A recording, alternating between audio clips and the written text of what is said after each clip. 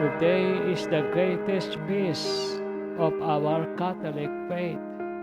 The resurrection of God Jesus is declarations that your story, our story, is not yet over.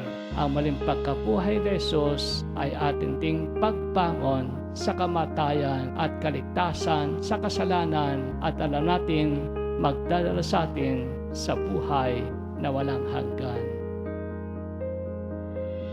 Si Jesus, mahal tayo at kailanman hindi tayo iiwan. Yan po ay tanda ng inyong masayang pagtanggap sa pagdating ni Jesus sa inyong mga tahanan. Pero lalo tigit sa lahat, yan ay tanda na si Jesus na sa ating nagmamahal ay mananatili sa atin. Hindi niya tayo iiwan, hindi niya tayo pababayaan.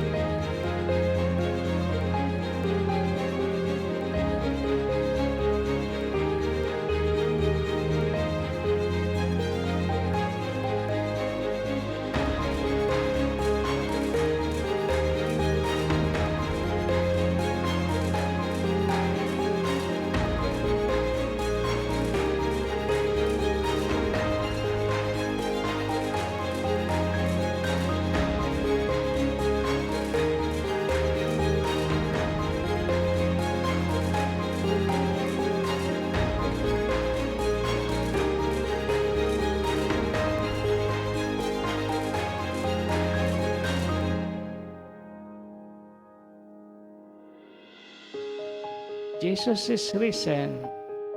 Jesus reigns. Jesus remains.